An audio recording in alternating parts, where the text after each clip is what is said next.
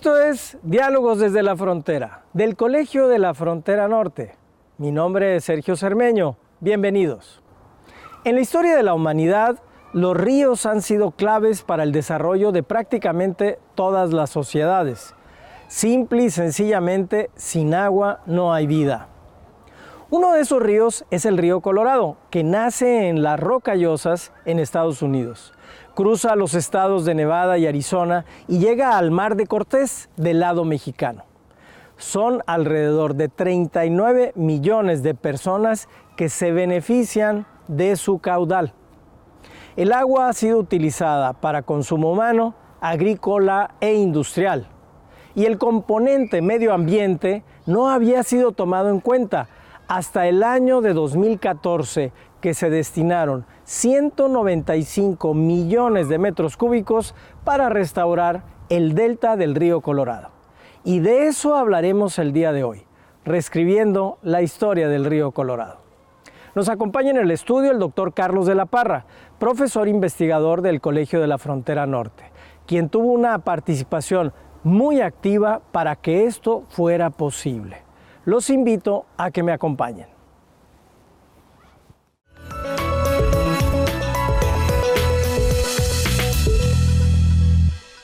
Carlos de la Parra, bienvenido nuevamente a Diálogos desde la Frontera. Esta es tu casa. Gracias por acompañarnos. Gracias por la invitación. Encantado. El río Colorado, el título de este programa, Reescribiendo la historia del río Colorado. Comencemos por su importancia. Nada más y nada menos, el noroeste de México y el suroeste de Estados Unidos existe gracias al río Colorado. 7 estados de Estados Unidos y 2 de México se alimentan. Me dabas el dato de 39 millones de habitantes reciben agua del río Colorado. Háblanos un poco de su historia, por favor. Bueno, el río Colorado es uno de 3 ríos que están atendidos por el Tratado de 1944. Lo que no se reconoce cabalmente es la importancia de la certidumbre jurídica que le dio al desarrollo del noroeste de México. No tenía mucho tiempo que había terminado la guerra entre México y Estados Unidos y había todavía muchas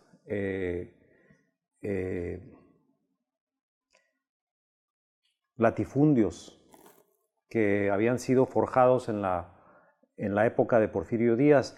En caso de Baja California, el Colorado River Land Company tenía una enorme cantidad de tierra y justamente en Baja California celebramos el 27 de enero lo que se llama el asalto a las tierras. Se van a cumplir 80 años este año del asalto a las tierras.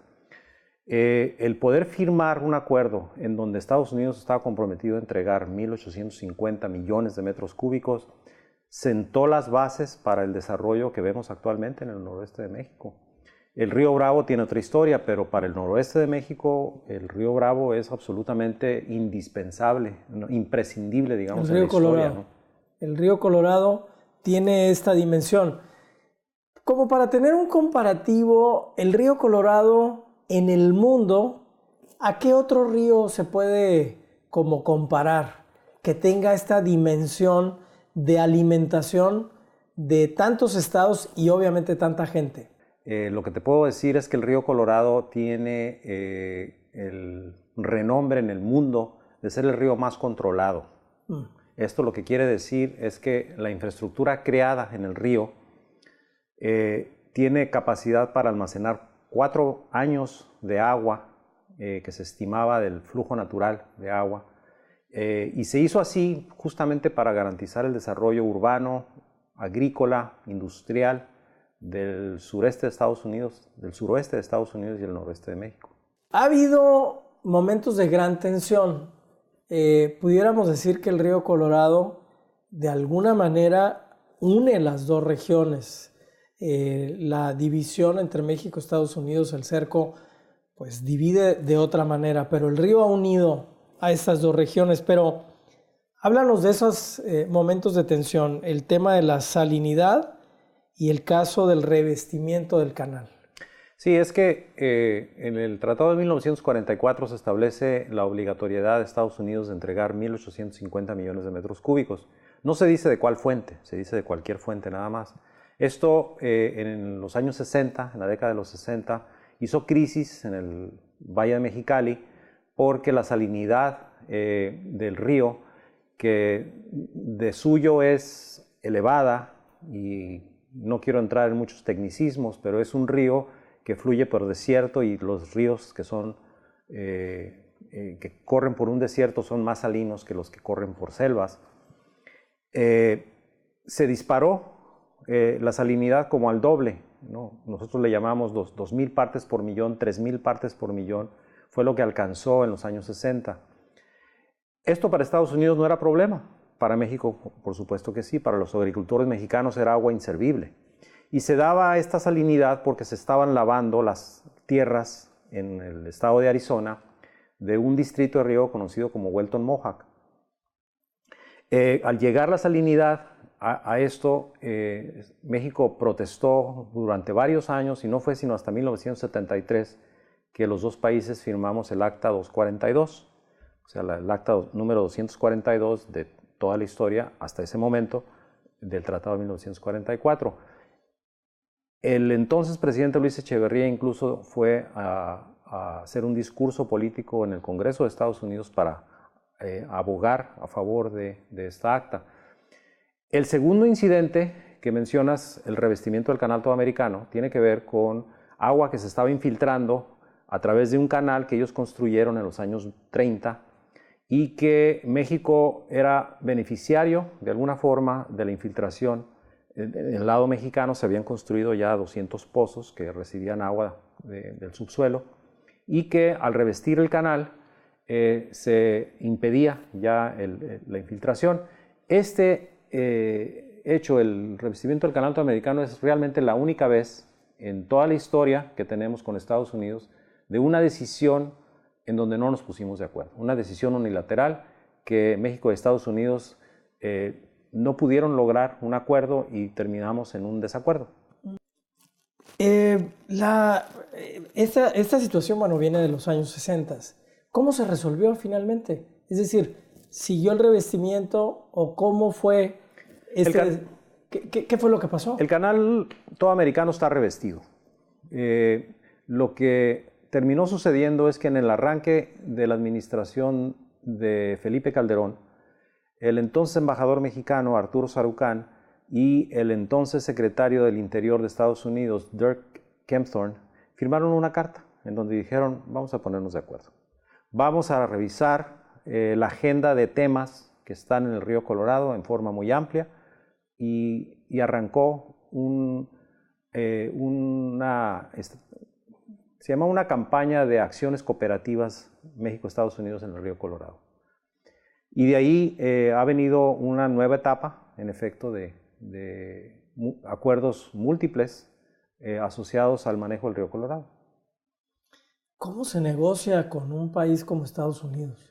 Con suma dificultad. O sea, es un país que reconoce su poderío, es un país que reconoce la asimetría que existe con México. Basta nada más ver las últimas declaraciones del el presidente electo Donald Trump sobre cómo decide estimular que Estados Unidos retire inversiones de México. Entonces es un país que las decisiones unilaterales son pan de cada día. Sobre esa base, y además el hecho de que el 90% de la cuenca del río Colorado está en Estados Unidos, es decir, ellos tienen en su territorio el control del río, sobre esa base se empieza la negociación, reconociendo que estamos en clara desventaja. Bien, vamos a ir a un breve corte. Estamos hablando del río Colorado. Cuando regresemos, vamos a abordar justo el tema medular del día de hoy: reescribiendo la historia del río Colorado. No se vaya, regresamos. Regresamos a Diálogos desde la Frontera. Qué bueno que sigue con nosotros. Estamos hablando del río Colorado y su historia. 39 millones de habitantes, de personas, se alimentan del río. Ahora hablaremos de por qué se está reescribiendo esta historia del río Colorado. Carlos, ¿qué nos dices con respecto a reescribir la historia del río Colorado? ¿Por qué se está reescribiendo? Yo creo que las crisis detonan nuevos episodios y la crisis en este caso se refiere a una sequía ya prolongada en la cuenca del río Colorado y en el estado de California por otro lado. Y la otra crisis o la otra vertiente de la crisis es justamente el episodio del Canal Todo Americano. Es decir, cuando Estados Unidos, los 7 estados de la Unión Americana se dan cuenta de cómo va creciendo la escasez de agua, la sequía en Estados Unidos, producto probablemente de este cambio climático que obra en forma diferente, diferenciada en cada una de las regiones del mundo, se empieza a dar cuenta que va a tener que recortar sus asignaciones a los estados de la Unión Americana, y México, que tiene una asignación que es la cuarta en importancia de todos los estados, empieza un diálogo y, como decíamos hace un rato, el entonces embajador Sarucán y el entonces secretario Kempthorne dan el banderazo de arranque a una nueva etapa en donde Estados Unidos le propone a México una serie de medidas que por primera vez que yo recuerde, México abraza las medidas que le está proponiendo Estados Unidos y contesta con una serie de medidas adicionales que considera que son necesarias para que México pueda afrontar esta nueva crisis, esta nueva etapa, digamos, de sequía del río, ¿no? ¿Cuántos años llevó eso? ¿Cómo participaste tú en esto? Estamos hablando de la firma del Acta 319. ¿Cómo se dio? ¿Cuánto tiempo pasó? ¿Qué dificultades?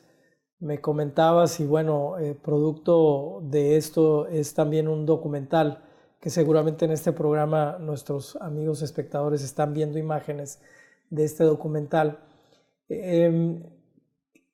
Me comentabas que veías momentos en que no se iba a dar, que no se iba a poder firmar.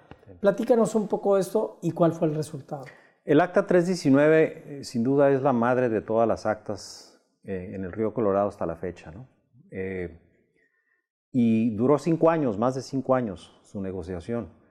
Empezó con el planteamiento de Estados Unidos de solicitarle a México considerar la posibilidad de que en algún momento, cuando llegaran el tirante o la elevación del agua en el lago Mead, que es el que está detrás de la presa Hoover, a un nivel, México se recortara o aceptara un recorte en la asignación.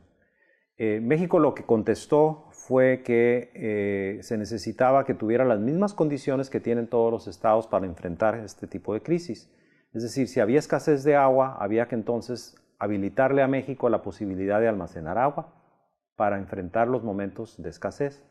Había también que ser sensible a la necesidad que tiene México de inversión en infraestructura que está hasta cierto punto abandonada o por lo menos con menor mantenimiento y que requería entonces de mejorar la infraestructura.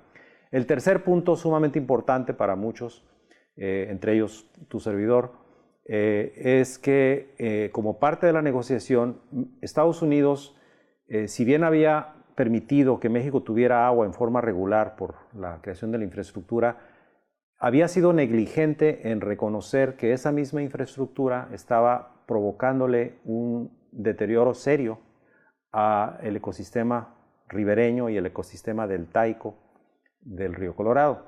Es decir, México puso sobre la mesa la necesidad de que Estados Unidos reconociera parte de la responsabilidad de lo que estaba ocurriendo en el deterioro ambiental del delta.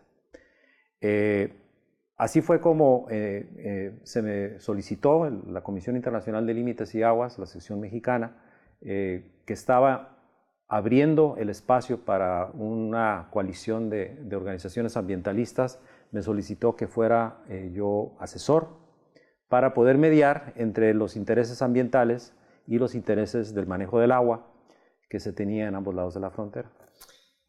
Se acuerda, entre otras cosas, es un acta, como ya dijiste, sumamente importante, destinar 130 millones de metros cúbicos al lecho del río. Para quien nos está viendo, el río Colorado, cuando llega a la frontera, que viene de Estados Unidos, se divide y entonces tenemos agua para el riego, para el uso industrial, para el uso humano, y el lecho del río Colorado había estado seco, sin nada de agua durante ¿cuántos años? Por lo menos 16 años. 16 años.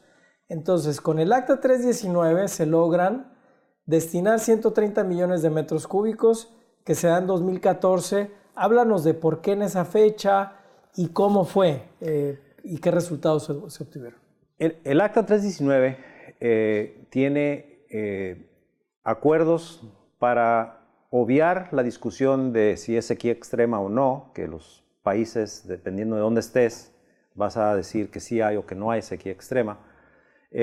Decidieron que lo que iban a hacer era generar un término llamado escasez. Una vez que llegara la presa a cierto nivel, se ponen de acuerdo sobre las distribuciones del agua, pero también hablan de la necesidad de aportar agua. No fueron 130, fueron 195 millones de metros cúbicos, de los cuales Estados Unidos puso 65, México puso 65, esos sumados son lo que se llama el flujo pulso, ahorita hablamos del flujo pulso, y 65 millones de metros cúbicos se le responsabilizó a una coalición de organizaciones ambientalistas de ambos lados de la frontera. Llama la atención que un acuerdo internacional esté incluyendo ya una responsabilidad a la sociedad civil, y la sociedad civil lo abrazó diciendo sí, yo voy a participar de esto. Y esos 65 millones de metros cúbicos son lo que se llama el flujo base. El flujo pulso se dio entre marzo a mayo del 2014 porque es la época en la que el deshielo de las rocallosas naturalmente vertería una cantidad importante de agua al río Colorado. Esto fue una especie de modelo reducido porque 130 millones de metros cúbicos para lo que reportaba en un libro que se llama Ascent County Almanac, Aldo Leopold, a principios del siglo pasado, pues no es nada, prácticamente. El río Colorado es un río navegable, pero imitaba de alguna forma la acción de la naturaleza y la germinación de plantas nativas del río Colorado se dan en esa época. El flujo base, que fue lo que se comprometieron las organizaciones ambientalistas, es el agua que el río tiene en forma constante y que alimenta la germinación, las plantas que fueron germinadas. Hay que decir que el Acta 319 tuvo una vigencia de 5 años y que dentro de ese ejercicio de 5 años, que va a acabar el 31 de diciembre de este año, 2017, dentro de esos 5 años hubo 8 semanas en donde San Luis Río Colorado, tu pueblo, el pueblo que te vio nacer,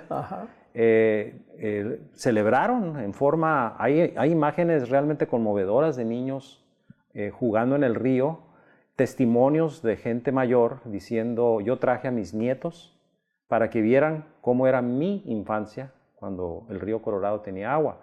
Eso ha conmovido no nada más a los que estuvimos participando en esto, sino a políticos en Washington que ahora ven con ojos muy favorables aquel acuerdo del Acta 319 donde se volvió a reconectar el río con el mar. ¿Qué resultados se obtuvieron?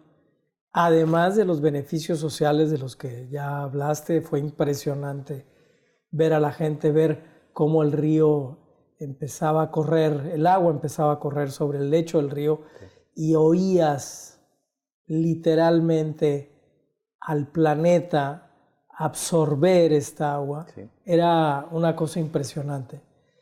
¿Qué resultados se obtuvieron en términos ecológicos? ¿Qué resultados se obtuvieron en términos, si se pudiera hablar, económicos y sociales? Hay organizaciones que tienen más de 15 años trabajando en esto y cuando se da el Acta 319 ya tenían una década de negociaciones y pláticas y tratos con los dos gobiernos Yo quiero que cualquiera que nos está viendo se ponga a trabajar durante 10 años sin obtener resultado alguno, a ver si continúan. Ahora, después del Acta 319, estas organizaciones reportan un incremento de 150 hectáreas que existían. Actualmente existen 400 hectáreas ya restauradas. En las negociaciones que se están dando en el futuro se plantea todavía mayor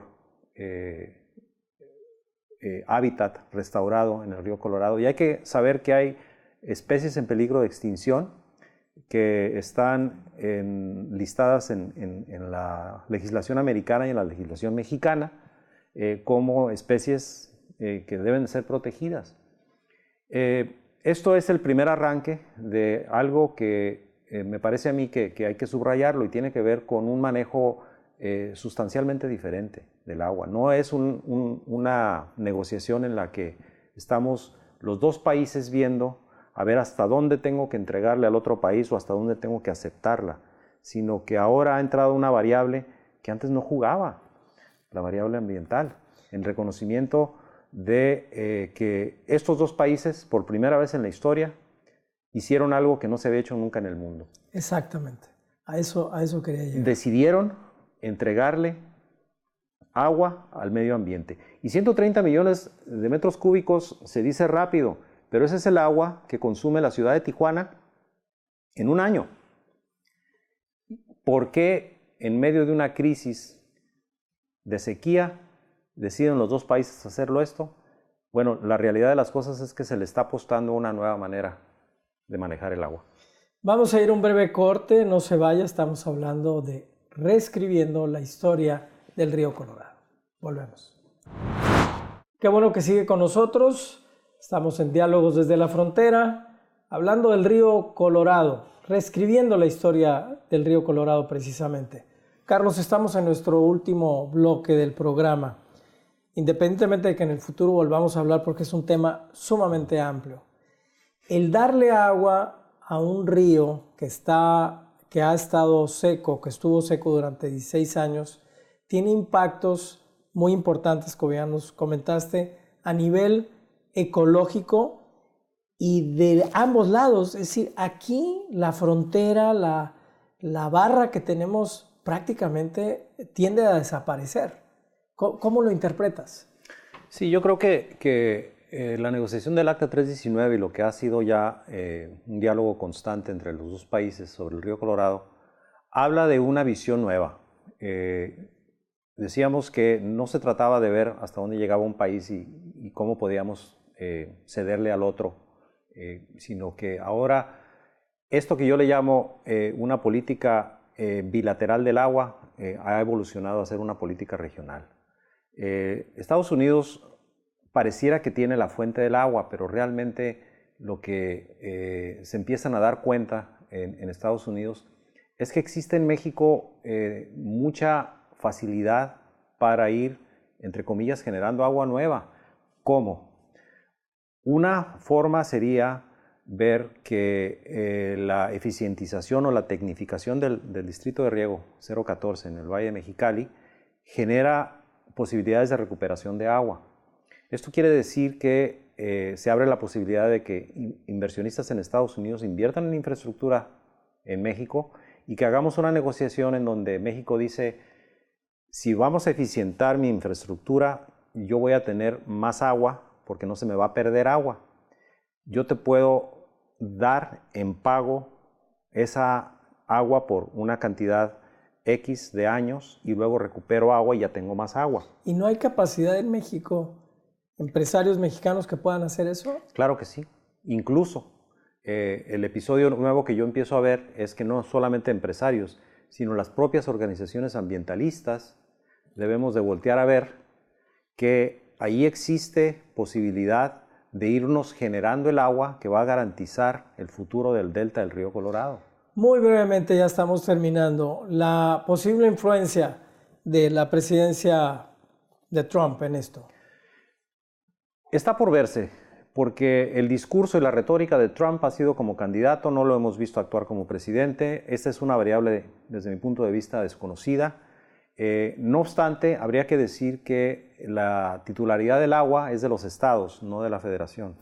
Es decir, si el señor Trump es medianamente inteligente, se va a dar cuenta que es mucho mejor el episodio último que estamos escribiendo del Río Colorado, donde la colaboración y la cooperación es lo que guía las acciones de ambos países, y el enfrentamiento no nos va a llegar más que a épocas anteriores en las que ni ellos ganaban ni nosotros tampoco. Pero la clave aquí es que está en manos de los estados. Está en manos de los estados, le va a tocar a los estados de California, de Nevada, de Arizona y de la cuenca alta del Río Colorado ir con sus congresistas a Washington y convencer de que lo que estamos haciendo en el Río Colorado es benéfico para todos en la región. Entonces, digamos que el trabajo se va a seguir haciendo.